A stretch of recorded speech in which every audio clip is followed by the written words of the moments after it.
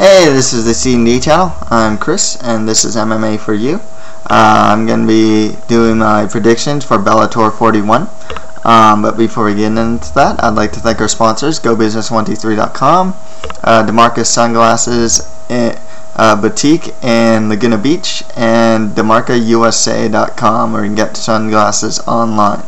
Okay, let's get to it. I'll just go down the prelim card and go to the main card. As far as the prelim card, I'm kind of just guessing here, so don't take my word for any of these. Dano Moore is going to fight Brendan Tierney. I'll go with Dano Moore. Michael Parker is going to fight Nick Piedmont. I'll go with Nick Piedmont. Tyler Bilecki versus Anthony Burchak is next. I'll just go with Tyler Bilecki. And Rudy Aguilar is going to fight Carlos Flores. I'll go with Rudy Aguilar in that one. Okay. So here are the main card fights. For this featherweight tourney semifinal, we got Patricio Pitbull Freire versus Wilson Reis. It's actually a rematch that Pitbull won last season, actually, or the season before. And I expect the same outcome. I predict Freire is going to win this one. The stand-up, you got to give it to Pitbull. He actually has some pretty good takedown defense.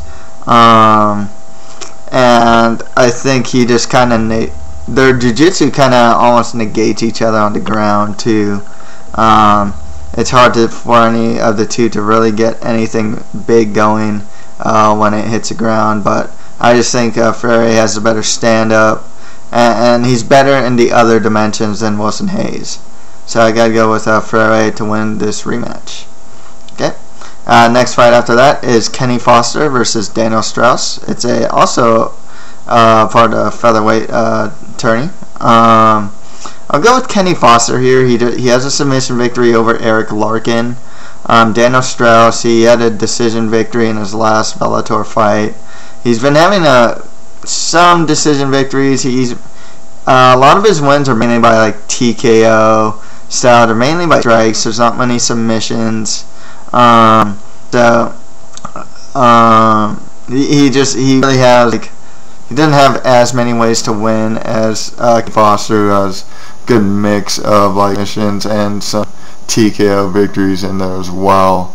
So I'm definitely I'll go with Kenny Foster to win this one. Okay. Next fight after this is a non-title fight. It's a super fight as bantamweight champ Zach Makovsky is going to fight Chad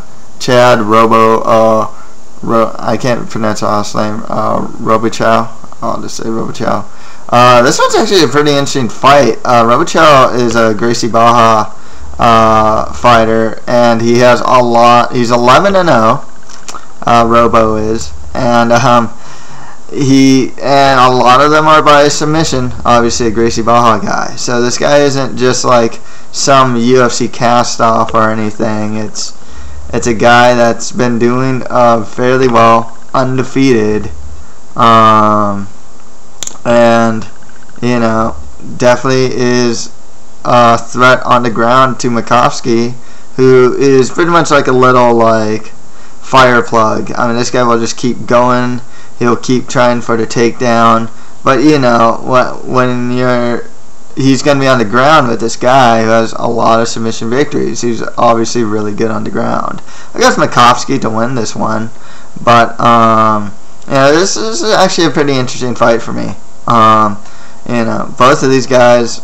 I mean, Makovsky, I know he's champ, but you can still in a way consider him like a prospect in a way. Robo is a prospect as well, even though he's like, I think he's like kind of in his mid-30s now, so that kind of concerns me too. That's why I find the fight interesting, but I don't know if he's gonna win it or anything like that. I got to go with Makovsky to win this one. Okay.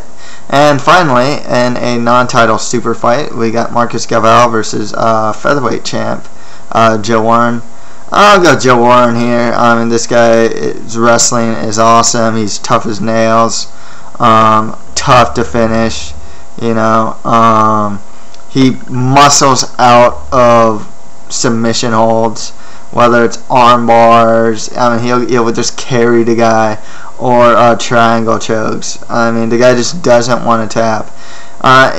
He in his last fight against Joe Soto, obviously he came back from the first round, getting beat up pretty bad, and came back and got a KO victory. He has power. He doesn't exactly have the best technique, but he does have power. His wrestling's really good, and his submission defense, while it isn't technically great, just the way he can power out of stuff and whatnot. I wouldn't say it's good because he gets caught in a lot of stuff, but I can't. He's just hard to finish just based on toughness and just strength. So yeah, I got to go Joe Warren. Honestly, I'd like to see a rematch between Patricio Pitbull Freire versus Joe Warren. Freire, I actually thought Freire kind of had that. This is one of those cases where, you know, you take a guy down for half the round, or you know, for a part of the round. I think it was like half a round at sometimes when they first fought, and you know, Joe Warren would get the nod because he got control, but he didn't really do much with it. So yeah, I gotta go with yeah, so I'd like to see the rematch again. But yeah, I got Joe Warren win this one. Okay, so that's it with my Bellator post-fight analysis, and that's it for MMA for you. Thank you very much.